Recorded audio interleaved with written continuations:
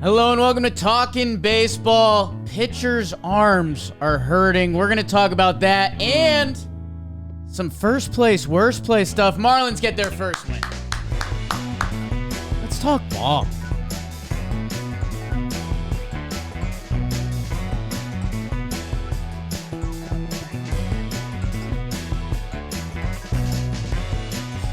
Hello and welcome to Talkin' Baseball, presented to you by SeatGeek. Go download the SeatGeek app. Go check out a game. I went to a game. Went to watch the Pinstripers. They actually lost on opening day, so that was a bummer. But it was good to be back in the house. I know Trev's been to a game. BBD went to a game. Make sure you go to a game and use SeatGeek, the #1 rated ticketing app. 70,000 events every single day. And we got the hookup. Code Talkin, $20 off your first purchase at SeatGeek. $20 off your first purchase with promo code Talkin. Click the link in the description. Download the SeatGeek app. Green means good. And so does Trevor Plouffe. Last time I saw you, Trev, there was an earthquake live. During the show, people were commenting my professionalism. And tonight we've got an eclipse, man. Is the simulation... Do we start with the simulation? I think, every once in a while, the simulation needs to remind us to stay humble. That's what was going on there, especially you, because you look so good today. I mentioned your coif and your nice bright white shirt. Summer Jake, kind of little preview of that. It's coming. Yeah, you talked about your nice Italian hue. I have my nice Egyptian hue. I get that through osmosis with Olivia. Yeah, I don't know. I don't know about that.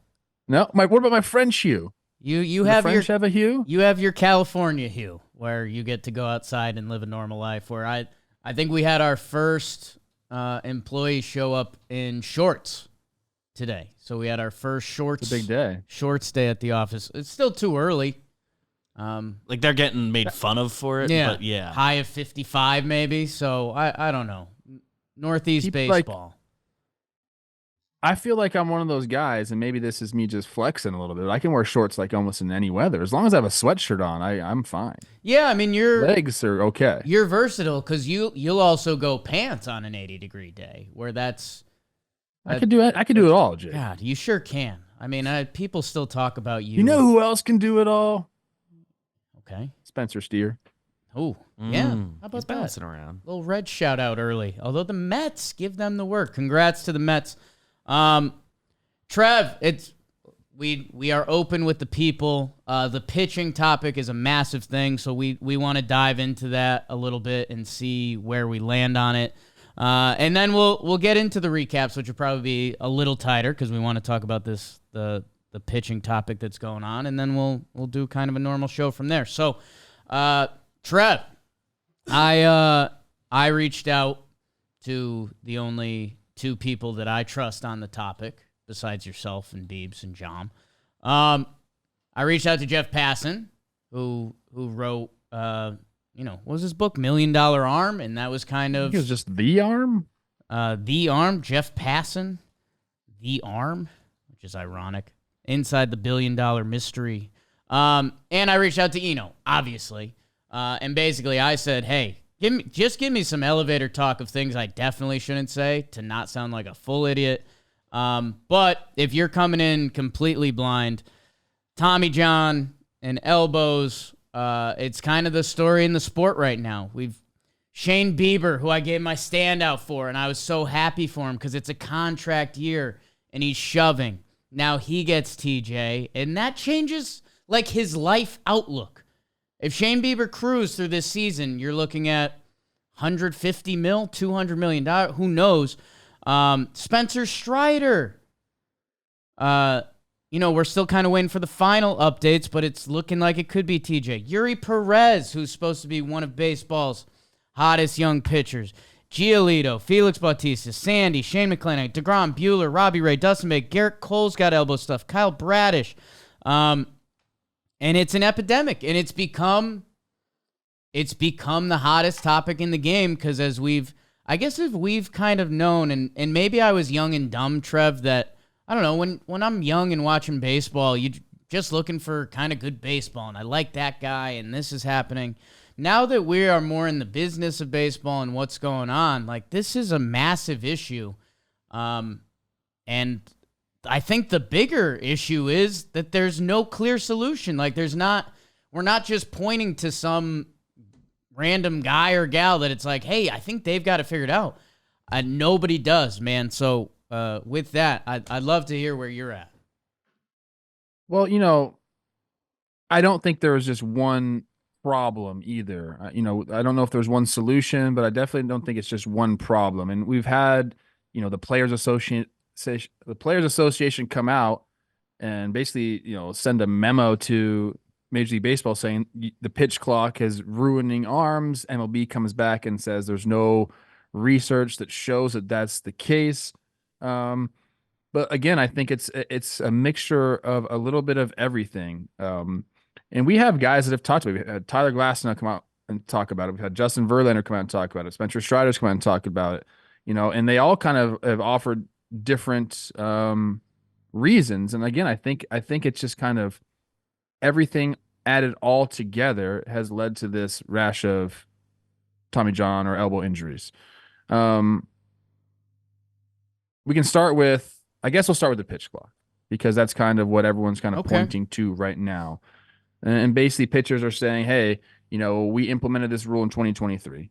All of a sudden, we've had less time to recover in between pitches.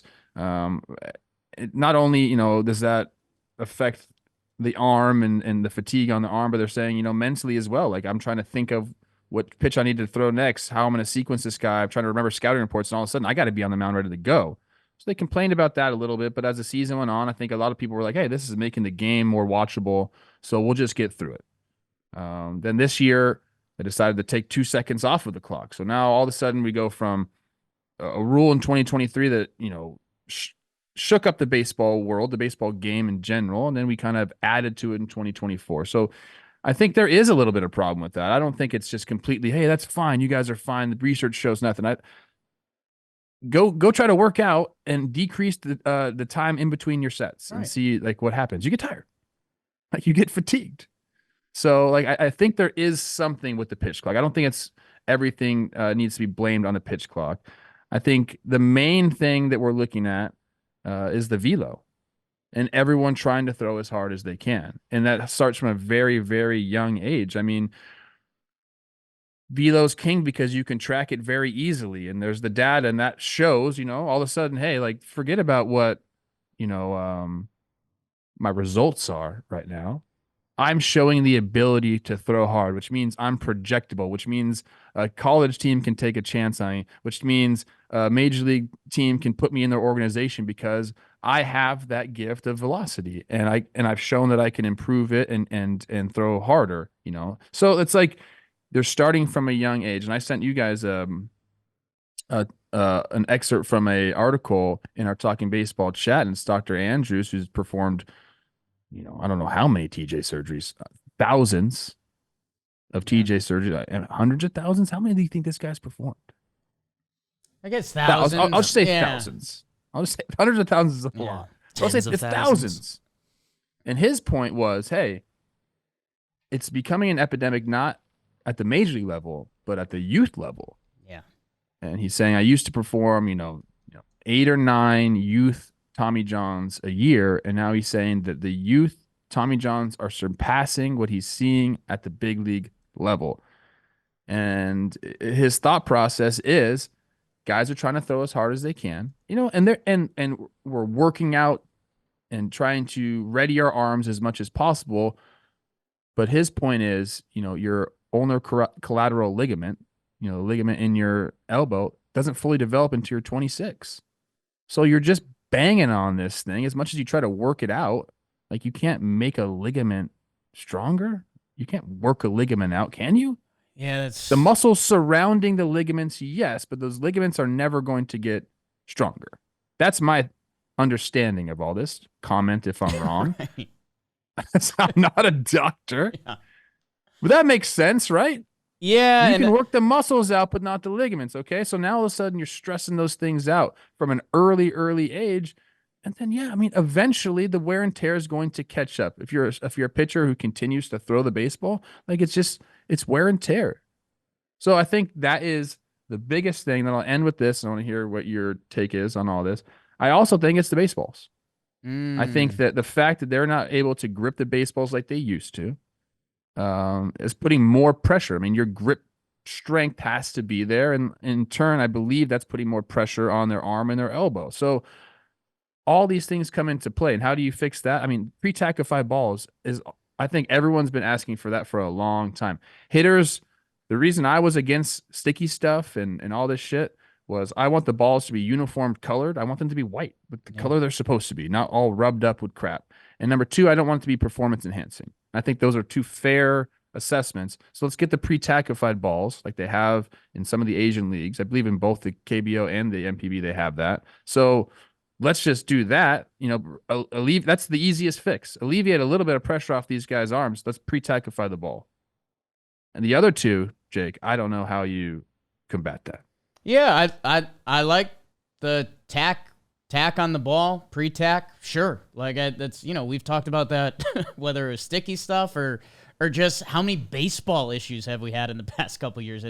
That feels like a layup that we need to get to. MLBPA coming out and starting with the pitch clock, that was tough because I do appreciate what you said, and the workout thing is very true. Like if you just try to do more sets quicker, that the more effect on the body, and that can wear you down.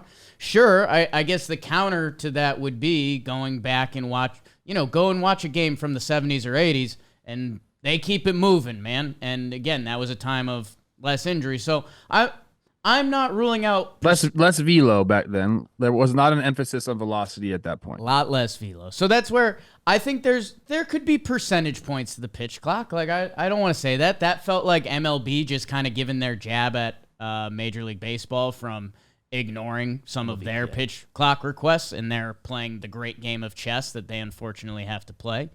Let's remember that like the PA, that's not just like one person. That's not like Tony Clark just thinking that. That's him listening to the players. The players are saying this. They're saying, man, this definitely has an effect. So like I think we have to like remember that. It's not just Tony Clark saying this for no reason. Like he's getting feedback from the guys, and like I know you can brush it off. Oh, there's no peer-reviewed research that backs that up. It's like, well, the guys that are fucking injuring themselves for the sport are saying that. So I think there has to be some credence to that as well. We can't just brush that off to the side totally. No, and I there's percentage points, and I don't know which level, and I think there still can be adaptations. Like I remember when the pitch clock first got added, and it took about 2 weeks for the hitters to realize that they should start using their timeouts. If they got 2 strikes on them, they were going to use their timeout, and that kind of reset them. That maybe pitchers kind of need their version of that. The bigger thing is it's the velocity, and it's however much you want to ignore it or not ignore it. And muscle wise and ligaments, man, again, that's maybe we'll bring on one of these doctors one day, and we'll dive in, and I'm sure that would be a hysterical episode for many different reasons, because I don't know if you're building up bigger muscles around the ligament. Does that make it tougher on the ligament? Like, I know nothing about that, so I'm probably going to shy away from that a little bit. But I know guys are throwing harder, and Eno, who I reached out to, and Eno is the absolute best. If you don't follow Eno, you're doing yourself a disservice. His tweet with all the pitchers on it that throw with the highest velocity, it's all guys who are really young or guys who are hurt. I'll start with the hurt guys because I don't want to wish anything on the other guys, and maybe they'll be the outlier. But right now, the top 10, and what is this? Velocity, it's velocity in a nerdier stat, but it's velocity, and it's Garrett Cole, who just dodged Tommy John. We think he's supposed to start throwing again this week. My understanding is his injury, like Tommy John wouldn't be the next step of that, but he had an arm injury. Right, and the elbow ligament. Shane McClanahan, Shohei Ohtani, Spencer Strider just happened, Yuri Perez, Sandy Alcantara. The other guys on this top list are Bobby Miller, Hunter Green, Grayson Rodriguez, and Jesus Luzardo. So it was crazy that he posted that. And again, that's a list of 10 guys, so it is what it is. But Velo's up, man. It's obvious. If you were in a time capsule and you didn't watch Major League Baseball for 15 years, I mean, you'd be blown away. And this is where the real problem comes into the cycle. Because when you're trying to come up with a solution and you start going, okay, if we do A, then B is going to happen. I took I forget if it was a cycles class in college. It definitely wasn't. I literally couldn't stay awake in it. My buddy used to kill me. I would drink energy drinks, and I would literally fall asleep in the class. Some guy, the guy who wrote the book, his last name was Sangi. Some of you guys, Trev, I know you're a Stanford man. But it's systems, and it's changing this system to get somewhere else.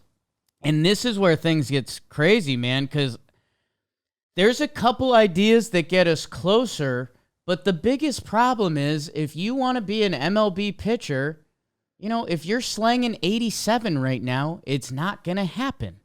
If you want to be an MLB pitcher and you start slinging 95, 96, 97, there's a direct correlation to throw harder, make the show. And how many times have we talked about velo? And if you throw harder, then you don't have to aim it as well because velo gives you less risk of error or more risk of error.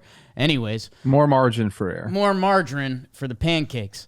That, man, I can't find that solution right now because how are you going to convince guys? The ticket to the show. Think about how we, if Not even the show, to college. Right. To anything. But I guess I want to keep it there because you're right. The youth stuff is so scary. When you sent that clip, that's like, damn, man. And this is where we're probably going to have to come up with a 10-year solution. And that's what brother Jeff Passan said. He was like, either way, whatever we start figuring out is going to take 10 years because we need to change how kids are thinking now because that's everything they've made. And I just don't know at this point because how can you tell guys, hey, man, to be part of guys that played in the show, if you could still not pack Yankee Stadium with how many guys have played professional Major League Baseball in this lifetime, that tell them, hey, man, just take it easy on the velo. You might get hit a little more.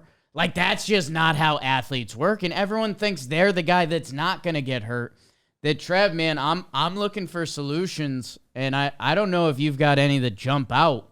I've got a couple half ideas, but nothing good. I mean, it's all. I think we're in it too deep, Jake. Like you said, like how do we turn it back now? We have all the numbers that suggest that. But here's my question. We're supposed to be combating hitting. That's what pitchers do. They make you, try to not hit the ball, or at least try to not hit the ball hard. Okay, and we're saying velo is the answer. Velo negates a lot of the hitting, advantages. But I'm looking at like year-over-year OPSs. And like, why hasn't it gotten so much worse for hitters? Like, it's just kind of all around the same. Right. 730, 720, 700, 750. Like, it bounces back year after year. So like, are we really combating hitting by throwing harder? That's my question. Okay, so 2024 so far, 702 OPS for all the teams. Last year, in 2023, it was 734. And like, you can just go back through, all the way back through, in the 1900s, which that's crazy to think about that. That's last century. Yeah. How about that for us? Like, it's all around the same, dude. 750, 728, 720, 724. It's like, I don't think we're like doing what we think we're doing. It doesn't have the same effect as like Juice Ball's years are the ones that stick out, not velo. Maybe I'm crazy. And maybe, like 782. I mean, the biggest numbers I'm seeing are the steroid era. Like, that's where the offense went. Okay. But all the other years are all about the same. So what are we doing? If the OPS, which is pretty much as good as you can get for like all encompassing offensive stat, if the OPS is around the same, what are we doing? Why are we chasing velo so much then? Trev, I love it. And there's obviously, I guess with that, there's numbers that say, for fastballs 95 plus, I think most guys' stats are lower. I'd have to gather more data on that. But I love where you're at. And it's not like there aren't guys out there. And, Zach Gallen sits at 94, which that's a fastball, but he also throws. That's hard. Yeah, right. But he also throws, some of his fastballs are 91. Marcus Stroman, I watched him have a great start the other day, and he was barely clearing 90. That I don't know. You can still pitch and get outs. Like, location still matters. I love that argument, Trev, because I would love to bring up, like, a chart of the strike zone and hitters' OPS on pitches in locations. Yes. Because guess what? That fat part of the plate, that's still where the ball gets hit. And hitters adapt, and they have adapted to the velo. That I think pitching matters. Location, mixing up pitches. Like, if you dropped Greg Maddux in today's baseball, I don't think anyone's like, oh, He would dude, shove. he'd get lit up. Shove. Right? And, like, you know, Yes. Kyle Hendricks still goes out there, have good starts. Ryan Yarbrough figures it out sometimes. I know I'm kind of using the outliers right now because, of course, we could point to, Felix Bautista, who's on that list. You know, guess what? Hitting 103 coming downhill from a mountain of a human. Yes, hard to hit. But, yeah, it's training these guys. You raised your hand. I have a solution. Okay. Outlaw radar guns for anyone that's not in pro ball. Okay. If you're not in pro ball, like I'm talking about these showcases for the youth. If I see a fucking radar gun at one of these, I might go take it and stomp on it. Okay? High school, don't need it. You don't need a radar gun in high school, okay? College, we don't need these people they have TrackMan in college. We don't need all of that. And I think that, I mean, if you're looking for a way to get people's minds off of velo because we think that is the main culprit, get their minds off of velo. Have that information be not publicly available. How about that? Yeah. It starts to get slippery just because, you know, I guess guys are still gonna what way. matters more to people? The future of our game and the health of our youth, or oh man, I need to see what my velo was at my 16-year-old showcase. I like it. I mean, you're telling the right guy, but I think there's still. I know. I get it. I get it. That's not going to happen. I get it, but like that is a solution, and like and there are no solutions out there. No one's even trying to offer it. I think that's what we're trying to kind of do here a little bit. Yeah, I think the solutions that are interesting to me, but are still going to take years to figure out. We've talked about that losing your DH when your starting pitcher comes out. And I guess for me, the problem there still becomes, are guys gonna be left to die on the hill because you need a couple more outs to get your DH spot? So then are we putting different expectations on the pitcher there? But the goal of the starting pitcher is to now go deeper into a game that maybe they're not chucking as crazy velo and you can't lose your DH after, the third or fourth inning. That'd be a huge disadvantage. I'm interested in something there, but again, I still don't think that's preventing injuries because I still think we're going to be pushing pitchers and teams will talk themselves into like, well, I'd still rather have a pitcher throwing gas out there than, the 4 at-bats I'm going to get from my DH, and I could just assemble pinch hitters. I can just pinch hit for them anyways. I think the solution leans into limiting pitching staff sizes because then you need guys that can throw bullets and that becomes a priority. But again, that's where you almost need a 10-year scope because I think baseball would be in a tight spot for a while because guys aren't built for this. There's something there, but man, it's going to take a while to get there, and are you de-incentivizing guys enough or incentivizing guys enough to not try to throw as hard as possible to become a Major League Baseball player? And I just don't know. I mean, Spencer Strider had a quote about what you're talking about. He goes, there's a lot of things that are going on. He goes, the pitch clock, limiting the number of pitchers on the roster, how many pitching changes you can make, how many mound visits you can have. All those things are making pitching harder and potentially, I think, making health more difficult to manage. So, yeah, I mean, there's no easy solution here. I don't know where we go. I think number one thing, Major League Baseball has to have a pre-tackified ball. Make it easier on everybody, on the hitters, on the pitchers. All that needs to come back. Or not come back, needs to be implemented into the game. And that's so easy to do. There's already examples of baseballs that do it. Trev, I've got one that you're probably going to hate, and that's why I'm excited to ask it. Yeah. I just stumbled into this. Okay, great. In baseball, I've seen different strike zones. I just mentioned Greg Maddux, and you bring up some of those old Greg Maddux clips where he's he's popping his fastball in the other batter's box and he's getting it called with his personal catcher, and it's like, oh my, that strike zone used to be really wide and it wasn't as high. If we open up the strike zone a little bit with maybe some of these other pitching rules that we're putting more of an emphasis on location again, right? Like, I don't care if you could put 97 anywhere over the plate, but could you put 92 on a corner? I don't know. I realize that's a scary proposition for any hitter. Like, let's open up the strike zone a little bit, but could there be something there with some of the other rules? I think people will just try to throw just as hard, further away. And just now they're more likely to throw that first strike. All right, I'll give one stupid one, and then we got to move on. We got to get to the recap. I love this discussion. I could talk about it all day. What if we had some sort of high-end baseline for how hard you can throw?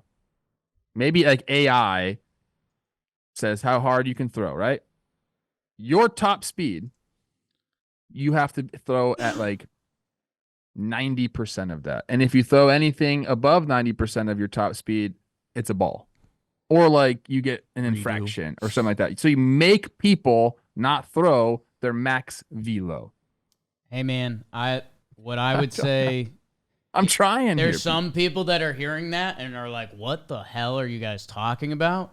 But we're getting close to that point that, hey man, and our warehouse stuff, which by the way, SLAPBALL made its debut last night, rave reviews. Mm-hmm. Go check it out if you're looking for a fun thing to get into.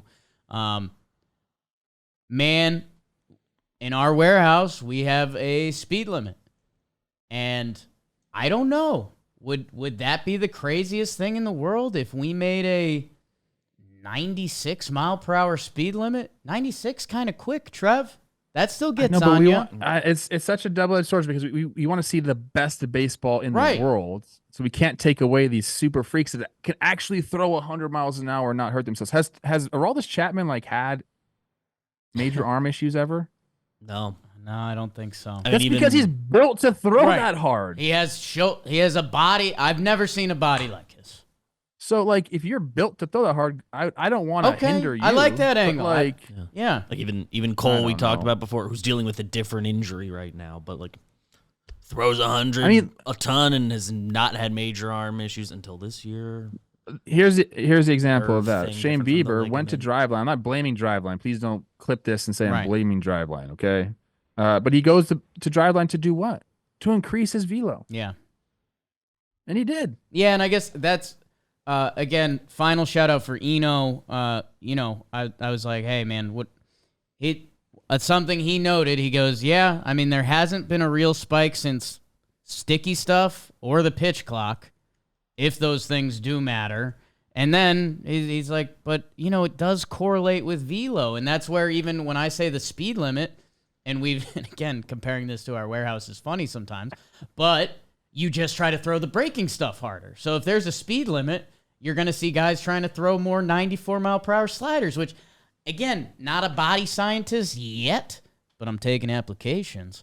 But I guess, throwing a 94 mile per hour slider, probably not great for the elbow.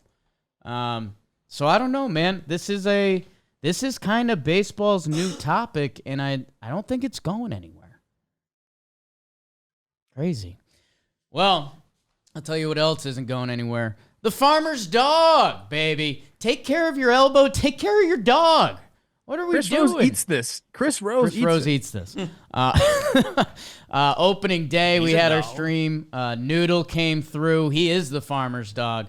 He loves some farmer's dog. And part of the reason is it's for him. It comes on the bag. It's specially made for Noodle.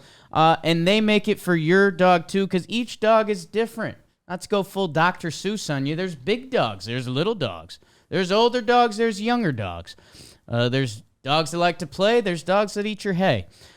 None of that is in here. But the farmer's dog, what they care about is your dog's health, and you should too.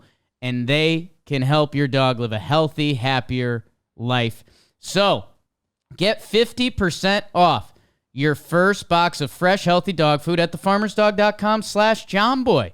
Plus, you get free shipping. That's thefarmersdog.com/JohnBoy for 50% off. There's a link in the description. Take care of your pooch. I love that you went Dr. Seuss right there. I'm a big Dr. Seuss You guy. Dr. They call me Seuss Dr. guy. Plous. Oh, God. Who calls you Dr. Plous? I do. I call myself that when I write my beautiful poems. Did you ever hear my poem where it was the last game of the World Series and I did the Texas Rangers and you died in the pool? Yeah. Okay, well. Yeah. Listen, I was It was a masterpiece. probably at the airport, wonked out of my mind, but I do remember Poet Plouffe coming out. Let's do some American League Baseball. Hey now, and how about a little Texas two-step? We ended up there on Sunday night baseball, and they got the first reach-around series of the year, I think. They're playing some Monday ball today. And the Rangers took the first two games, man, and their offense could bang. I don't know why I got cold feet about it before the season. I think it was because some of them are young.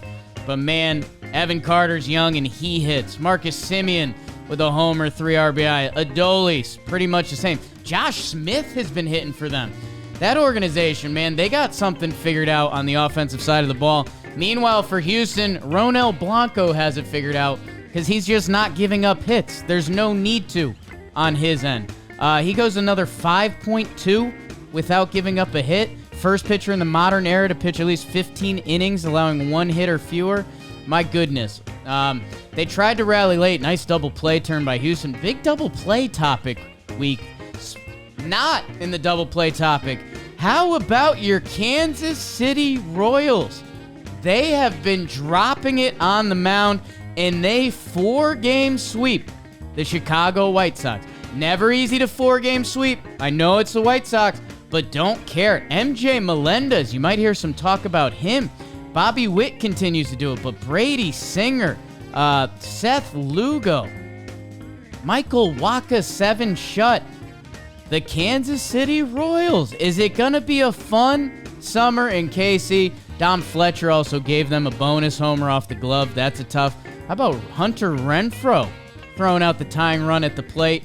Hey, Royals, I'm in. Let's do this damn thing. But they are chasing the Cleveland Guard Dogs right now, who are on top of the Central. They win 2 games against the Twins. Trevor Plouffe, what did you tell me about your Twins before the show?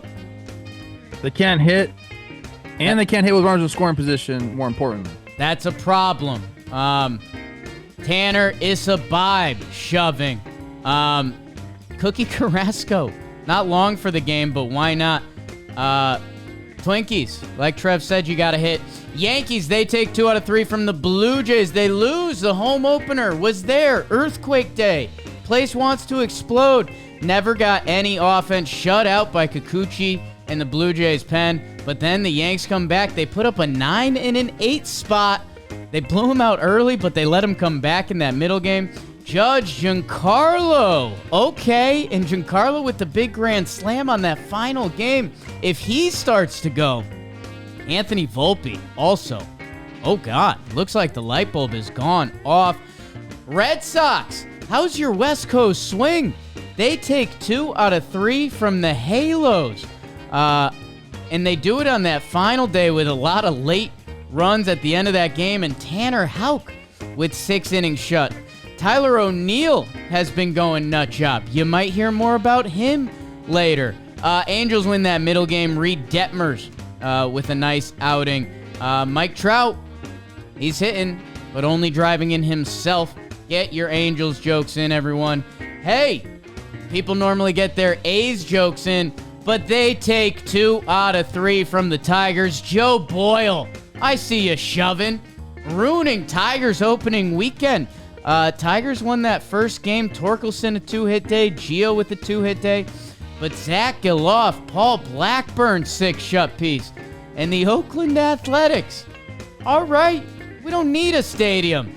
They take 2 out of 3. That's what happened in the American League. You're a freaking stud, Poppy. Are we doing standings yet? Let me do standings. Do Let some me quick do standings. Do some quick standings. We're here. Yay! In the AL East, as good as the Red Sox have been playing. Yeah.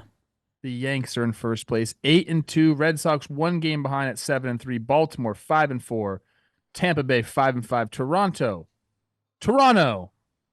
4-6. In the Central, bad news for the Guardians this weekend, but they lead the Central. They're 7-2. Detroit right behind them at 6-3. Kansas City at 6-4. My Twins at 3-4, and the White Sox at 1-8. And in the West, the Texas Rangers, the reigning World Series champs, in first place. They're 6-3. The Angels in second place in the division at 5-4. And then it's Seattle 4-6. Houston and Oakland tied at the bottom at 3-7. Last place Astros. One of their worst starts in a while. Trev, I think I want to start with the Kansas City Royals because I don't know how many times we're going to be able to start with that, but the way they are pitching right now, I could throw a lot of different ERA numbers at you or whatever you want, but they are, please. Entering Sunday, the Royals starters had an MLB best 1.26 ERA and just 28 hits allowed. They lead the league with 8 quality starts. They set a franchise record with only 8 runs allowed by starters over the first 9 games. That's 57 1/3 innings on the season. They are getting good starts from literally everybody. And one of the big reasons, well, you got Cole Reagan's doing his thing. One of the big reasons is they brought in a couple of veterans, and that's what they're talking about. Seth Lugo, Michael Wacha. This is what Brady Singer had to say about them. He had a really nice start to the season. He's only allowed 1 run over 13 in the 3rd innings. He said, we had some really good outings, competing like crazy, and just leaning on each other, talking to each other, talking through outings. It's been really enjoyable. Obviously, with Lugo and Wacha, with their veteran presence, it's helped a lot. I love when you hear stuff like that, Jake, because we talk all the time, like veteran presence means something. These guys are going out there and just being rats with it in the dugout, talking about how to attack hitters. And this isn't like something that only happens with the Royals. Like, this happens all throughout baseball. But when you get guys to buy into it and really do it, like really focus on, what they're trying to achieve and have a real game plan, mix in some of the stuff, then you're going to get a start like this that the Royals pitchers have had. It's been pretty eye-opening, to be honest with you.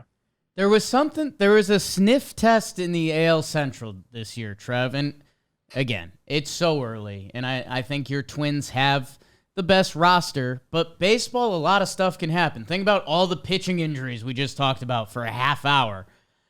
That baseball has a course of a season that it makes it a beautiful sport, and that's why, with the expanded playoffs, some people don't love that because the regular season should matter a little more in this sport, but before the season, everyone started doing some Tigers Kool-Aid. Everyone was like, ooh, these Tigers, they got a pen. They've got some guys in their lineup. They got a rotation. Like, there was a little bit of Tigers fever right before the season. Hey, man, if you put the Royals and Tigers next to each other, I don't know how different it really looks. And the pitching, we obviously didn't think they were going to get off to this hot of a start, but they redid their entire bullpen. Seth Lugo and Michael Wacha were really good last year. And if the Cole Reagan's breakout continues and Brady Singer, he had a tough year last year, but if he bounces back with Michael Garcia at the top of their lineup, has got out of the box quick this year. MJ Melendez, I think there's more coming on him, but I think he just crossed 1,000 plate appearances, and it looks like it's starting to click a little more. That I don't know. Like, if you were one of the people peddling Tigers Kool-Aid before the season, you could very easily be peddling Royals Kool-Aid, which that whole sentence was that's weird. That's just weird Jake stuff there. I know what you're talking about. The difference right now, I know it's only a 1-game difference in the standings, but the Royals are offensively have been better. They're second in the league in homers, Jake. 14 homers. They're tied with the Astros. Only the Dodgers have more than them, and they played more games than them. So homers per plate appearance, I'm sure that the Royals are at the top there. They're a top 10 team in OPS right now, so they're kind of getting the job done on both sides of the ball. They have some young, exciting players. They bring in some veteran presence, and, they're off to a very hot start in a very competitive AL Central. Minus the White Sox. Yeah, and that's, you do have to put that asterisk there, that they handle their business over a White Sox team that might not be standing on their business, to quote Blake Snell, for a lot of this season. Let's see it. Hey, they host Houston for 3, and then they go on a roadie versus the Mets and White Sox. So, hey, put a good month together. Give yourself some hope into the summer. And Bobby Witt, I mean, I'll be honest with the people, there's a DK Reed coming later. I don't know what his AL MVP odds are, but if you could sneak a Royals team into a wild card and have compete for it. Have a casual 40 homer 60 steal season. I've seen that work for Ron. So a little Royals Kool-Aid to get us going. And hey, Garrett Crochet, shout out. He had another nice start rolling. Yeah, he's doing it, huh? He got clipped. So Luis Robert gets hurt. So I don't know. The White Sox season, it's slowing down a little bit. Do you want anything from the Texas series? Houston and Texas, 2 of the AL favorites. I know they're finishing up tomorrow.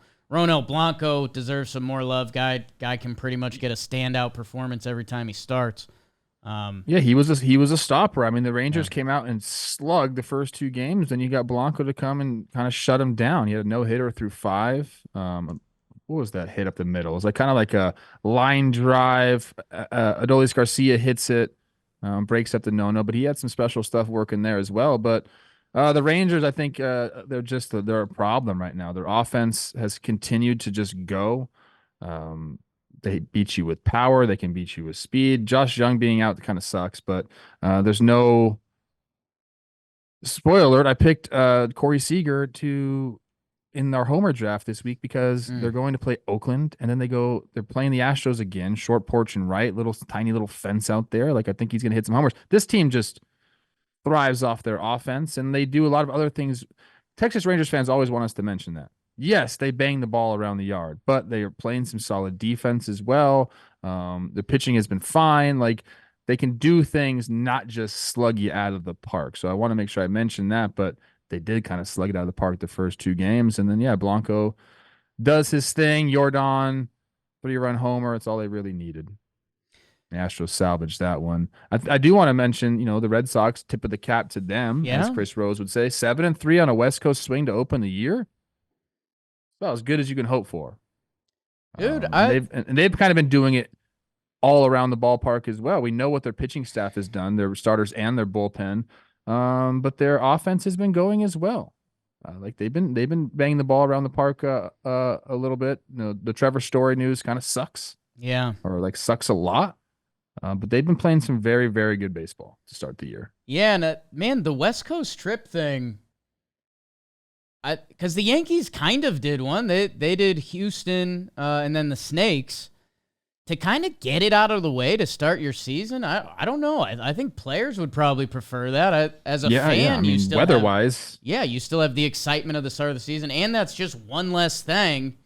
Probably are feeling the effect of going out there less coming off spring. Yeah, you're just kind of hyped for the season. Well, a lot of people are everyone should start West Coast or South. We should just stay out of the Northeast and the Midwest. Yeah. As long as possible. Yeah. Sox kid, they're pitching, throwing the pill pretty well. Whitlock, Houck, Tyler O'Neill. 9th in runs scored on the year. They're 4th in homers. So they're doing it on both sides. Tyler O'Neill, you're going to hear more about him later.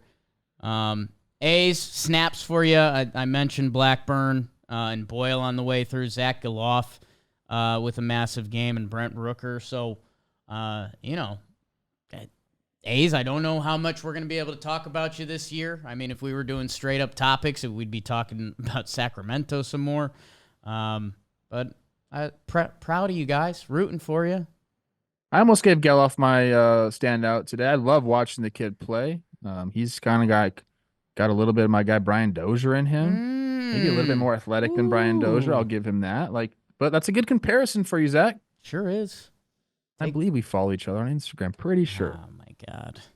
That's all I really care about these days. Watch out for those Yankees. Go check right now. Watch out for those Yankees, Trevor.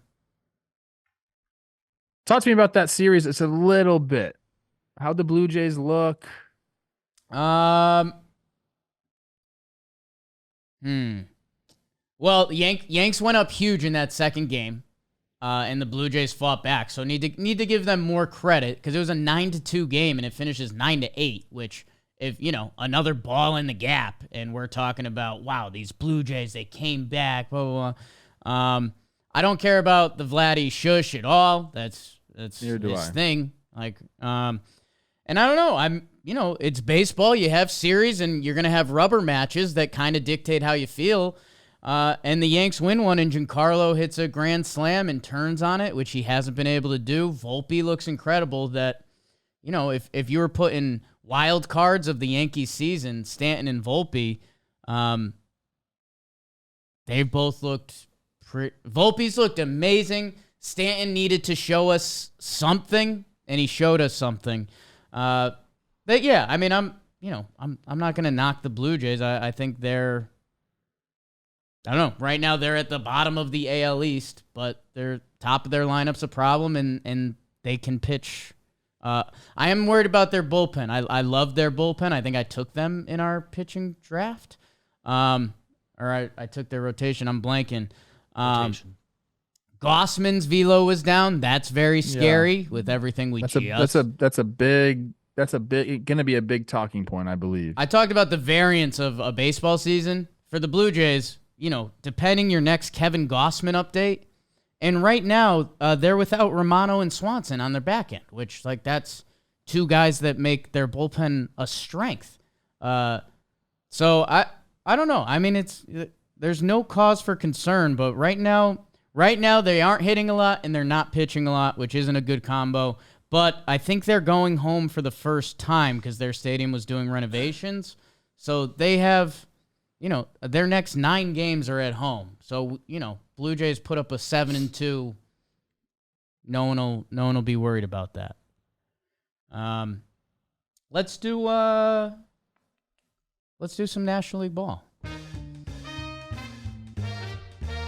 In your National League, how about them Pittsburgh Pirates? 8-2. They take 2 from the Baltimore Birds. A couple young studs in the first game. Grayrod and Jared Jones teed it up. Gunnar and O'Hearn went yard ski.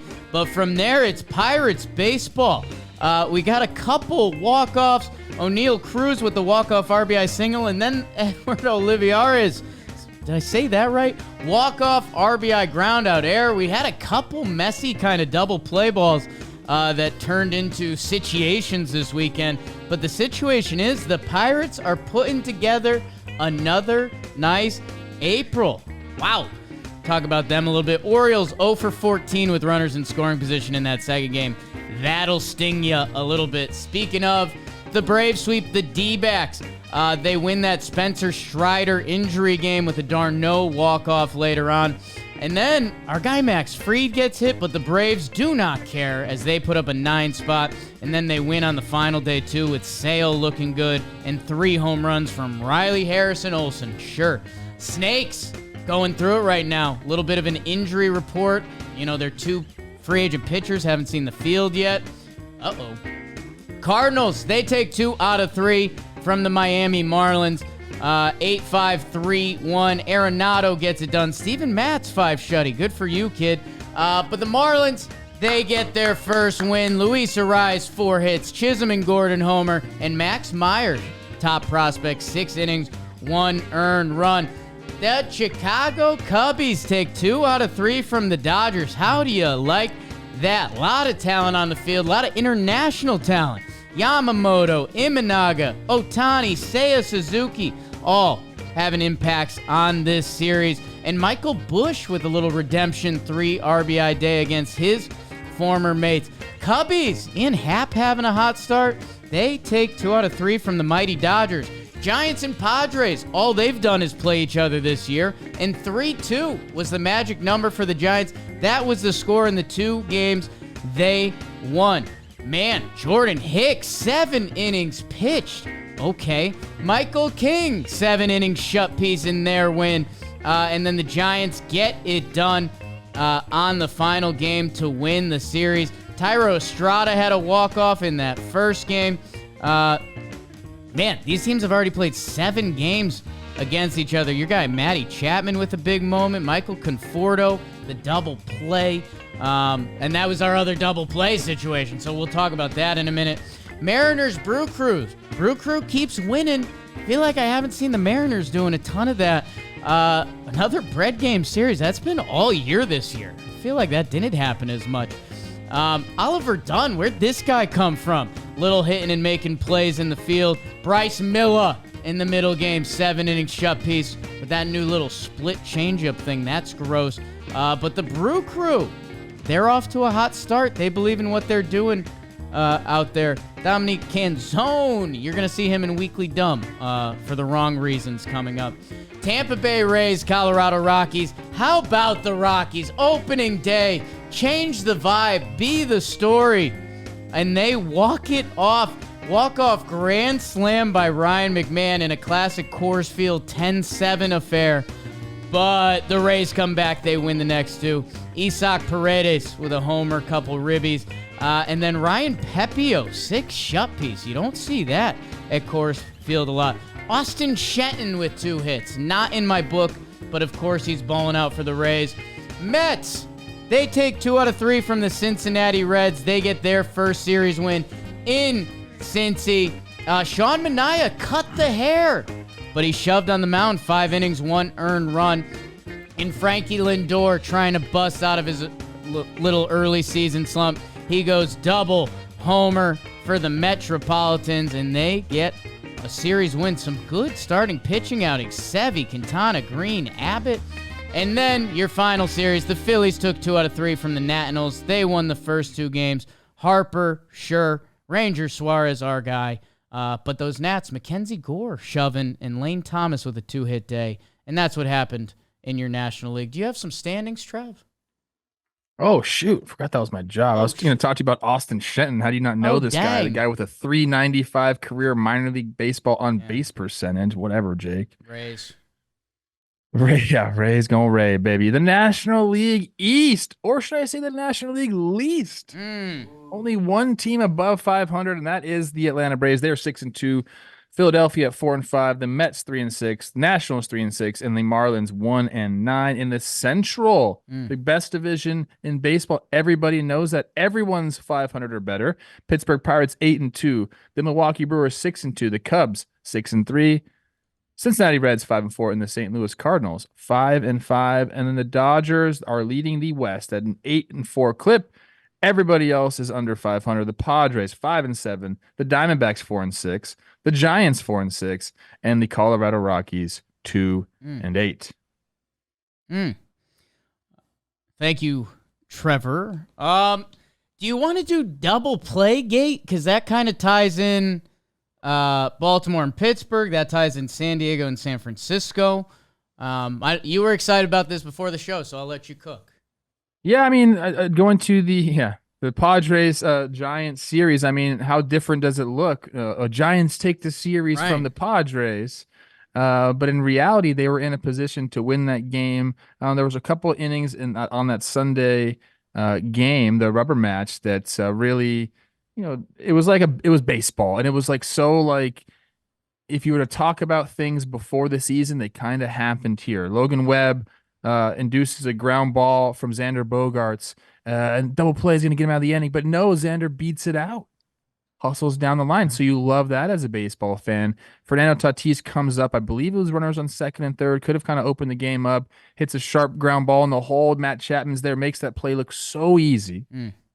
So we talked about that a lot. Logan Webb, Matt Chapman, what's that going to bring? Well, he got the job done there. And then for the Giants in the bottom of the 8th inning, runners on first and third, ground ball to Cronenworth. He steps on the base, so now he's got to clear his lane, throw it to Kim, who just has to apply the tag. He applies the tag, but Jorge Soler's shoulder gets in the way. He's too big, Jake. Yeah. He didn't even try to shimmy it. The sheer force of his shoulder just knocks the ball out of Kim's glove there. Tying run scores. Matt Chapman drives in the go-ahead run, and Camilo Doval comes in and shuts the game down there. But that was an interesting one because I was watching it live, and I was like, okay, surely the runner on third base, even if they had gotten the double play, because the force wasn't there anymore, surely the runner from third base had crossed home plate, and that run would have counted anyway. No. I don't know who was on third base. I should have probably looked that up, but they weren't running hard. So the double play would have ended the inning. Padres still leading. Instead, they tie the game up on that play. Chapman comes through with a base hit through to the second base hole, and the Giants win that game. So normally, obviously, very sure-handed Kim. I believe he had another error in like the sixth inning of that game that led to another run. Baseball, you can't. A guy like Kim, you can't really get too mad at. He's not going to make a lot of errors throughout the season or have plays like that, but every once in a while it's going to happen. So that happened in that one. And then the other one, another interleague matchup, I believe, it was the Orioles and the Pirates there. Gunnar Henderson, they were making plays left and right out there. Was it Mateo at second base with him? In the first game, or which? The game that he threw the ball away to. Double check. Yeah. They were making plays all over the place, looking great up the middle. Mateo. Yeah, I mean, Mateo made this one play to his backhand side that, like, one of those ones where Gunnar Henderson was like, throw me the ball, we'll, like, do the whole, like, tandem thing. But Mateo's like, nah, I got this myself. Henderson gets a ground ball up the middle, dives for it, tags the base with his glove. He's going to end the inning or end the game. Was that going to end the game, or was it tied at that point? I'm all over the place. I'm sorry. I ends up throwing the ball away. Pirates get the walk-off on that. And you just see his face. He's just so distraught. He's like, how did that happen? In the heat of the moment, just kind of gripped that ball a little bit too hard. Yanks it. Pirates win. So, like those little things, those little baseball things really, really came into play over the weekend, man. You kind of feel for both those guys because they're both really, really good defenders in Kim and Henderson. But you mess up, the other team gets to take advantage, and that is just the game of baseball, Jake. It's a game of life a little bit, don't you think? Heavy. Man, the starting pitching lines in that Pirates-Orioles series, and, these are two teams that we talk about the pitching usually secondary. I think the worst pitching line is Tyler Wells, 5.1, one earned run. Like, Grayson Rodriguez, Jared Jones, Tyler Wells, Bailey Falter, Dean Kramer, and Marco Gonzalez all Bailey Falter and Marco Gonzalez off the scrap heap, shoving. Are we buying any Pirates stock, Trev? I mean, they're doing it offensively. They're going, Jake. You could mention some of the pitchers they have, and hey, you gotta bring Skeens up and do all this. I'll be talking about that on Baseball Today a little bit later. But the offense has been raking. I mean, 1, 2, 3, 4, 5, 6, 7 dudes who have 30 or more plate appearances, have OPS pluses over 100. I mean, they're throughout the lineup, they're getting the job done. So the offense has been there, along with some great bullpen work. So they're kind of just, call it a hot start, call it what you want to, but they're getting the job done, dude. And it's been fun to watch. They are fun to watch. Dodgers Cubbies. I've got a couple notes on this one later, but is this just a case of the California boys being too cold, Trev? Pirates 7th in OPS, 4th in runs scored so far. They're doing it. The California boys being cold. It was a weird weather series for them. I think that the Cubs are a good baseball team, and I wish we would have got to see more of Shota pitch. That he has the rain delay that cuts his start short. But there was a lot of fun baseball being played. You mentioned Yamamoto and Shota, and then Seiya and Ohtani. The Cubs can play a little bit, and I was happy you mentioned it a little bit in the burn there. But Michael Busch doing it against the team that trades him, hits the 3-run double, helps his team win that game. That's always fun, Jake, when you're able to stick it to your former team. I didn't really get to do it, man. I had some chances and didn't do it when I got traded. Yeah, that's tough. Yeah.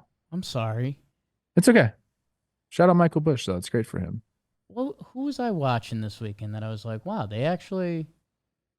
Like, the announcer said something, and it was like, oh, playing against his former team. And I was like, do they care about that? And it's like, yeah. Hell yeah, you do. Yeah. Hell yeah, you do. If anyone knows that one small tidbit I just quoted. Another good start for Yamamoto. It's, back-to-back good starts from him, more of what we had expected. The blow-up start in Korea, I think we'll probably be looking back at it saying, that was just an anomaly, a weird way to start the year. Yeah, I think he's been pretty good. I think at one point he with 10 shutout innings after that. Seems like it'll be a pretty easy butter knife. But the Cubbies, man, they're also hitting 793 team OPS. That's good for 5th in the league. Yeah, man. They're going. That's the Centrals. It's been a popular topic on this show for a while. I think both Centrals are beefed up a little bit, and that's with the Cardinals winning their series. The Brewers continue to roll, man. I think in the NL Central, it feels like every team got better except maybe the Brewers, but the Brewers are the best run organization in that division, and they still have a lot of talent. That I don't know. They just gave the Mariners the business, and I want to double check that because as I was going through the burns, I just feel like the Mariners, have they won a series yet? Dude, they on the other hand, I'm just looking at all the team OPS. The Mariners are 28th in the league, even behind my Twins, a 589 team OPS right now. Pop, that's not going to get the job done at all. Mariners haven't won a series yet.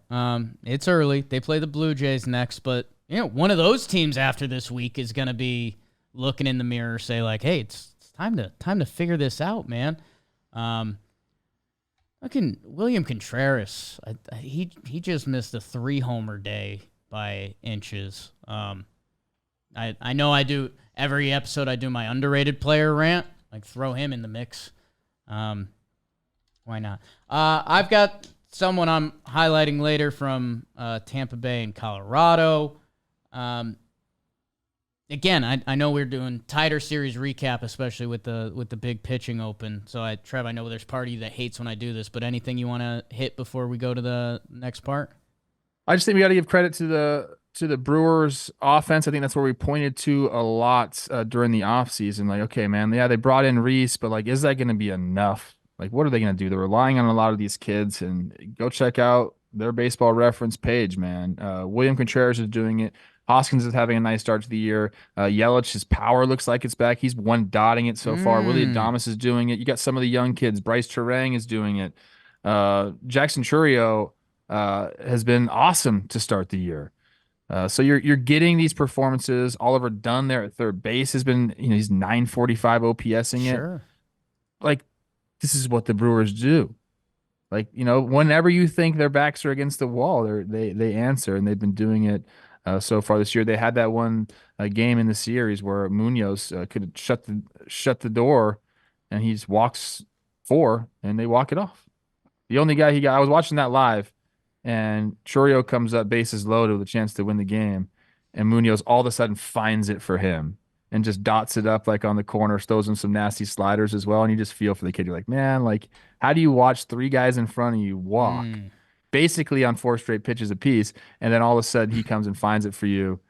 It's tough. Then Williams Contreras basically was saying, I'm not going to swing the bat, and he walked.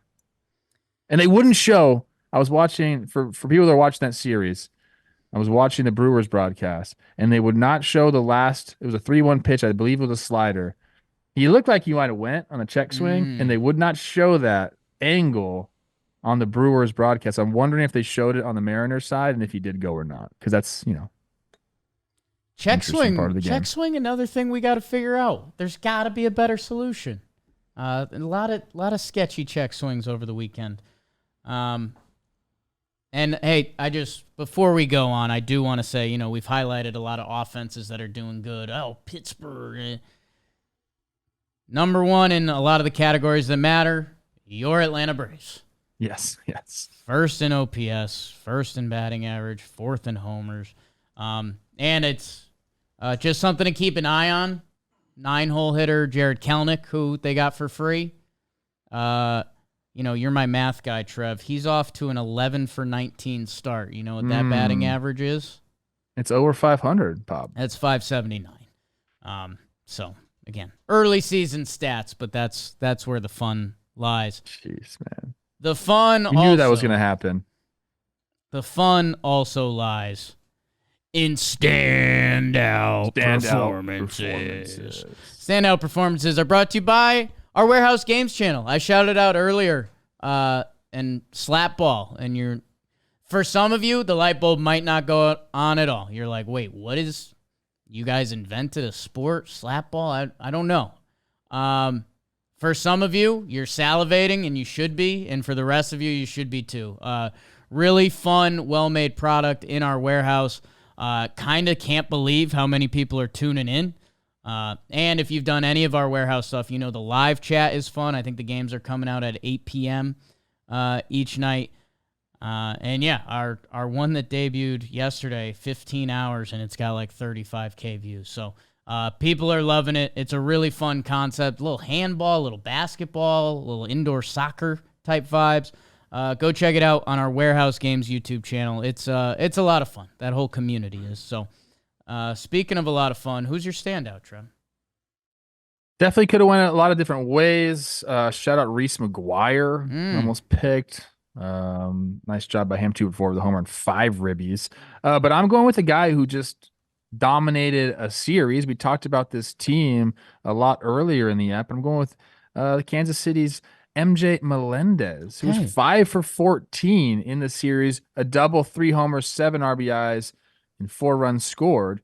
So decent series. Like, obviously that's really nice. Hit 3 homers in the series, but it was not necessarily about the stats. It's about what it mattered in the game. He gave the Royals the lead in each of the last 3 games. A go-ahead single in the 8th on Friday, a go-ahead homer in the 7th on Saturday, a go-ahead homer in the 7th on Sunday. When you take over a series like that, do you know what you feel like? Superman. You go back in your hotel room or whenever you get home, you just start watching your own highlights and you kind of just okay, I'm the fucking man. I used to do that all the time. So I know that he's doing it for sure. And I wanted to make this point about him because we're starting to get it going a little bit. He's 25 years old. Time to go, big dog. In his career, 0.7 career Baseball Reference WAR, and that's through 1,000 at bats. 0.5 of that, Jake, has been in these 31 at bats to start the 2024 season. So he's doing it. He's impacting the game, and he's one of the big reasons why the Royals are in first place in the AL Central. So shout out MJ Melendez from Daytona Beach, which I also really like Daytona Beach. How about that? Then he moved to Miami. Pretty good. Pretty swing. And so pretty that they were like, hey, we're going to have you stop playing catcher. And yeah, the first 2 seasons weren't overwhelming, but they're also not bad for a young ball player. And you wonder, I mentioned it with Volpe. Has the light bulb fully gone off and things have clicked? We'll see. It's going to be fun to watch his season. 25 years old. Pretty sweet lefty swing. Nothing like it, huh? You ever try to switch hit, Trev?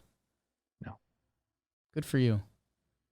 So much. I want to make it hard on myself, Jake. Too easy to hit left-handed. Yeah, that's smart. Yeah. That's smart. My standout performance, one of my doppelgangers haven't seen us in the same room. I'm going with Tyler O'Neill.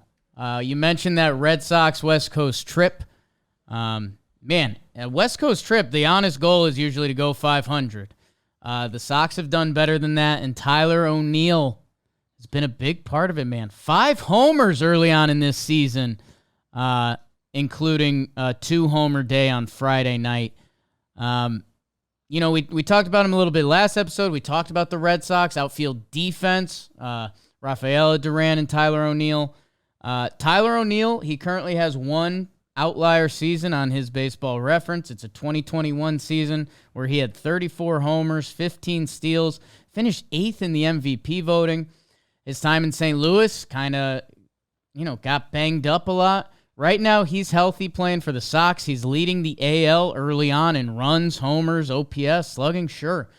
I don't know how much that'll continue, but if Tyler O'Neill can be the plus player that he showed in St. Louis, I talk about that range of expectations over a season, and right now the Sox, you check the box. Like, that West Coast trip is done. Not only did you survive, you thrived. And Tyler O'Neill, you look at the Red Sox lefties, and you're like, okay, Devers, Casas, Yoshida, you kind of see it. Our question was the Red Sox righties, and now especially that Trevor Story's gotten banged up again, Tyler O'Neill kind of needs to bring it. Right now it lists the top 5 in the Red Sox lineup. 4 of them are lefties, and 1's Tyler O'Neill. So if he can be that righty threat, that's crazy impactful for the Sox as they come up. Okay, you did that West Coast stretch. Now they've got a big homestand. You could turn it into a good April. If you stay in it to the deadline, like who knows how you can prove around the margins. And those Red Sox first in starting pitching ERA early on this season. How do you like that? I think they're first in just overall pitching ERA as well. They're really doing it. Love Tyler O'Neill, assigned 1 year, 5.8. These signings, as middling as they may seem when you're, trying to think about where Shohei is going to go or all these big contracts, like if they didn't have Tyler O'Neill, they wouldn't be off to the same start. If he's going to be as impactful as this throughout the season, it's going to be one of the better offseason signings of the year. What I love, Jake, is not only is he hitting homers, he's got 5 homers, he's got 7 walks to 6 strikeouts. So he's seeing the ball really well. 5.14 OBP for our guy Tyler O'Neill. Is that because he's got a small strike zone?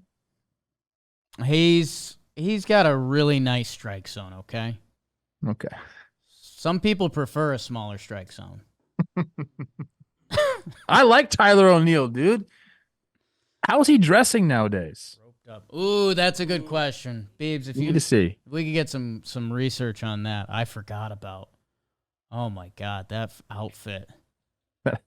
That was bad. Purple shirt and green pants, right? Or was it the other way around? Like weird skin showing in areas you didn't want to see skin showing, and that's coming from me. Man, Trev, we screwed a lot of pitchers this week. Yeah, Michael King, how about it? Bradford, King, Houck, Padres Falter. won that trade. That's what everyone's saying. That's what everyone is saying.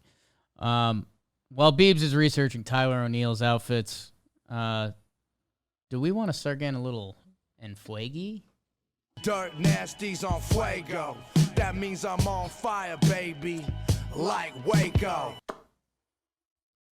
My friends, I love this portion of the show because I get to highlight some people. How about Matt Olson of the Atlanta Braves? Went 5 for 11 in this series, 2 homers, 2 doubles, 4 ribbies for a 1.7. He is absolutely going off to start the year because he's one of the better hitters in all of baseball.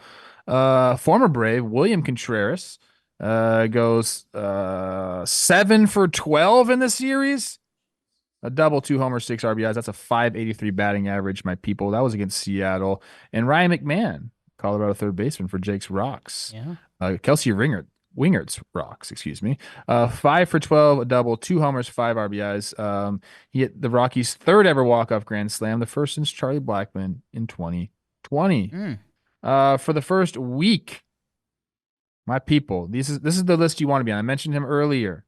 Just an absolute... I almost did this as my award. Just an absolute bank robbery the Reds did to the Twins. The Tyler Mahle deal. Spencer Steer, Encarnacion Strand. He's not starting off so hot, but Spencer Steer is 9 for 22, a double, a triple, 3 homers, 9 RBIs. It's a 409 average, and the 1.455 OPS. Marcelo Zuna for the Braves, obviously, 9 for 21, 3 homers, 7 RBIs, 429 average, 1.4 OPS. Ronel Blanco, our guy, in 2 games started, 15 innings pitched, only 1 hit, 11 Ks, no earned runs. He's the first pitcher in the modern era to pitch at least 15 innings and allow 1 hit or fewer in his first 2 outings of a season. Tanner Houck, part of that vaunted Boston staff. Yeah.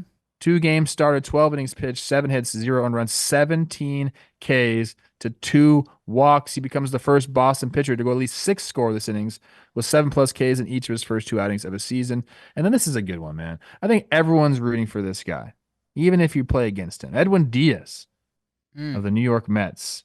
4 games, 2 saves, 4 innings pitched, 0 earned runs, 1 walk to 7 Ks. He recorded his first and second save of the season, and those are his first saves since October 4th of 2022. And that, my friends, Susan Fuego. Spencer Steer, career 193 games, 269, 356, and 818 OPS. Has moved around a lot. Is he getting better? Is he that player? Because that player is really good. I love hearing you get in Fuego. He's a stud. He's a stud, dude. The part I hate, my least favorite part of the show, but it does. It helps.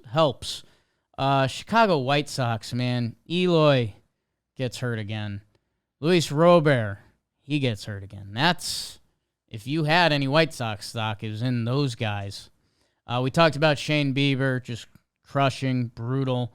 Trevor Story, that was a tough one to watch. His body all over the place. Spencer Strider, we talked about, also stinks. Geraldo Perdomo, one of those Arizona injuries, snake bitten. Josh Spores, remember how good he was in the postseason? Jacob Junis was a signing from Milwaukee. Julian Merriweather twirling it out of the Cubs pen. And that's your injury report. Get me out of there. I hate that.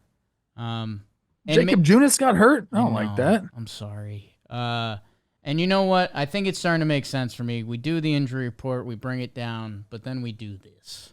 Awards! Let's start the week, Trev. You know who was in my DMs? Who's in your DM? Casey Lynch. Yeah. Kelsey's husband was in my DMs this weekend. That made me feel pretty good. Shout out, Case.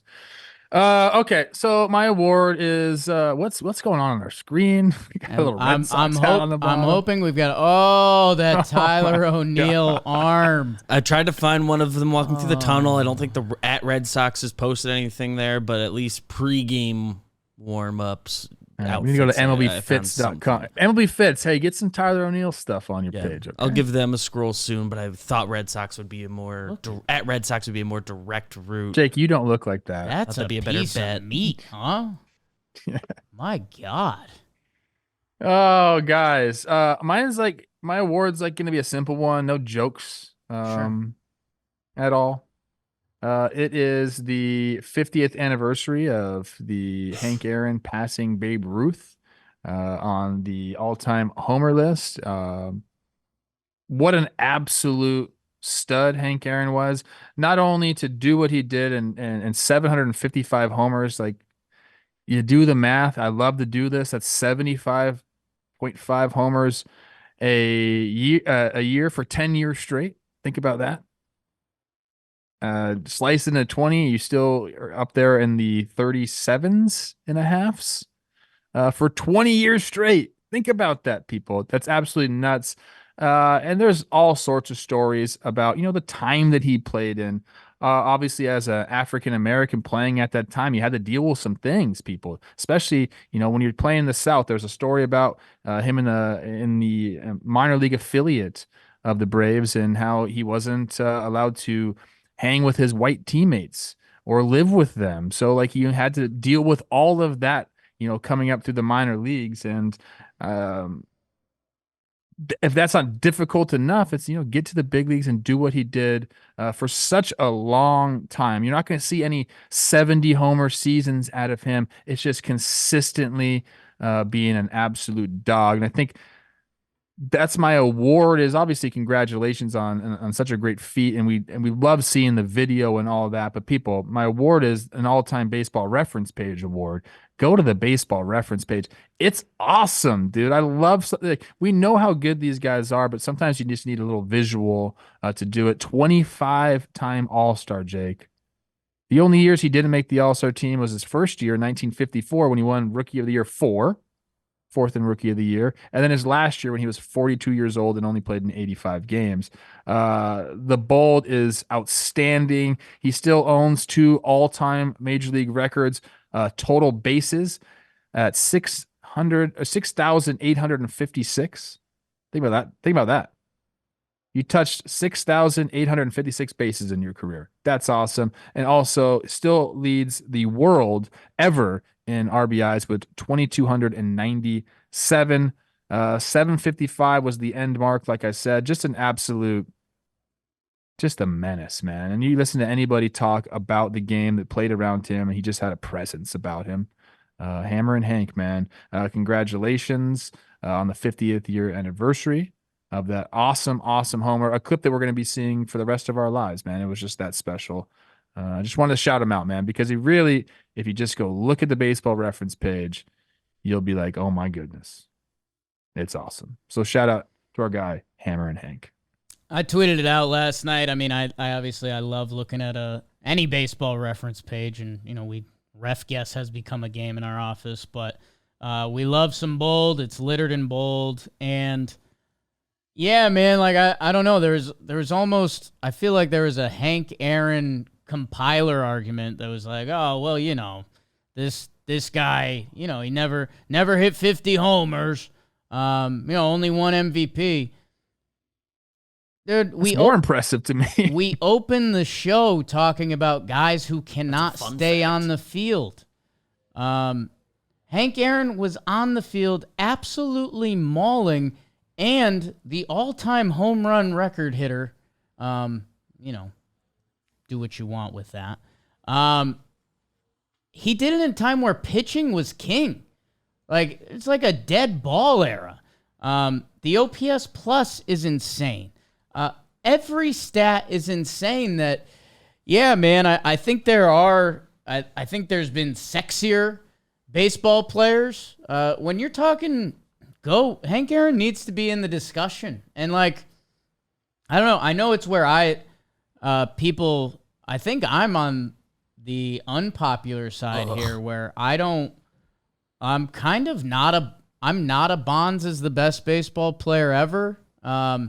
And hey, if we start our daytime talk show, we can open with that any day we want and see where it goes. But, look how good Bonds' numbers are after 30.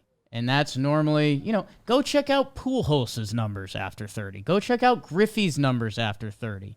Hank, kept it rolling. And man,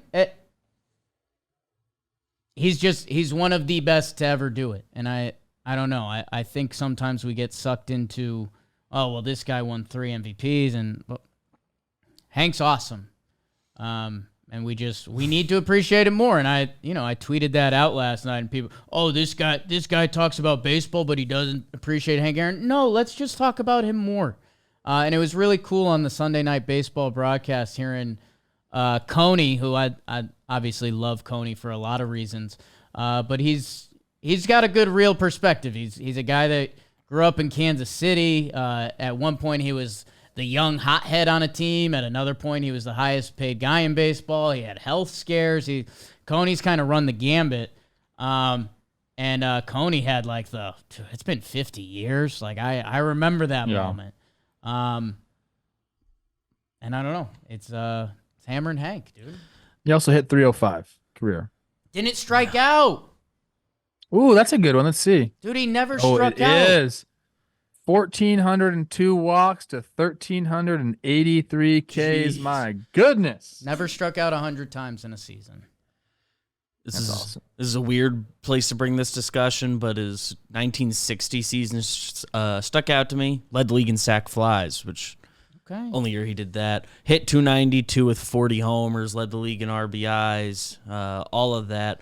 11th in MVP. That weirded me out. I went to see who won, and it was Dick Groat. It was my Groat. A lot of, how good is your team comes in there. Pirates finished first, so Dick Groat and his batting title beat out second place Henry Aaron's Braves and his great season. So just weird voting that year. Don't know why that happened. Was there 2 All-Star games? Yeah. Back in the day? Yeah. There's a couple of those. So, yeah, that got cooked a little bit. What? Yeah. Okay. Yeah. I was wondering how he made 25 in 23 years. 4 years of double ups, but. All right, Hank. That's awesome. Baseball's weird, dude. Baseball is weird, dude. And no, it's not the DraftKings Sportsbook. Make sure you guys go download the DraftKings Sportsbook app. Get in on the action. We were doing some live betting at the game. It was a fun time. Responsibly, you know. And if you bet $5, you'll get $150 in bonus bets instantly. Don't forget to use our code Talkin. So download the DraftKings Sportsbook app now. New customers use promo code Talkin. Bet just $5 on any wager and get $150 in bonus bets instantly. That's promo code Talkin only at the DraftKings Sportsbook. The crown is yours. I alluded to it before. I mean, I might check out those Bobby Witt MVP odds. Could be worth the sprinkle. Could be worth the old sprinkler. Just clicked on Babe Ruth's page. My goodness. That's not my award. Great award, Trev. I'm going to do the California Taxes Award. Trev, you know how bad they are. God. They're not great. You know, it's tough out there. It's tough out there that, you know, some people go to Phoenix, some people maybe go to Tampa, maybe you go to Chicago. Originally, this award was just going to be to highlight Ryan Pepiot, who went 6 innings shutout, 3 hits, no walks, 11 Ks. And he did that at Coors Field, man, which, again, you might have seen the Fairbanks quote. Pete was not happy with the balls they were getting at Coors Field. If you watch the first game, you just know there's games at Coors Field that just get away from you, and it becomes an offensive slugfest. Altitude and wherever you want to go. Had a tough-ish first start against those Texas Rangers, which a lot of people are going to have tough starts against them. So whenever a starting pitcher gets it done at Coors Field, I always want to give them snaps just because, man, that's a daunting task. You know, going into that game, you might be walking out with you can have a good 5 earned run day at Coors Field. And Pepiot went 6 shut-piece. And then, Trev, you mentioned, and I thought it should be highlighted as well, Michael Busch against the old team, against his former mates, the Cubs. And for me, I came in a little skeptical because I was like, you know, if you're good, the Dodgers will figure it out. But also maybe not, because they went out and spent $25 million on Teoscars and Muncie's there, and that whole team is pretty stacked. Michael Busch, we talked about the redemption game. The 3 RBIs on that final one help open it up. Bless you, Beebs. A couple former Dodgers getting it done with their new teams, staying away from those California taxes. I know Florida's good. I'm not sure about Chicago. I'm sure they charge a little bit there, but couple young guys balling. As long as my Dogecoin is going off, what do I care about California taxes? You know what I mean? No, I'm happy for both these guys. It is difficult to get traded. It's not an easy thing going to a whole new organization. But right now, if you're with the Dodgers, I think a lot of guys in the minor league system are saying, heck, we're either going to be anointed and like some of the golden kids, like Outman has been and Gavin Lux has been, or we're going to be blocked. That's basically what happened to Michael Busch and Pepiot, to be honest with you. I mean, both these guys have seen a little bit of action with the Dodgers, but get new opportunities with new teams. And Busch, a great start to the year, but even better to do it against your former team. That's a lot of fun. Pepiot with the one tough start against the Rangers to start the year, but then another great start at Coors, like you mentioned. You root for these guys in their new organizations. Might as well.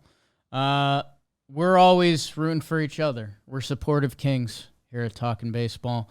Hey, guys, let us know. I know we missed some in the series this weekend. Comment below. If you have a solution to the pitching stuff, I'm all ears, man.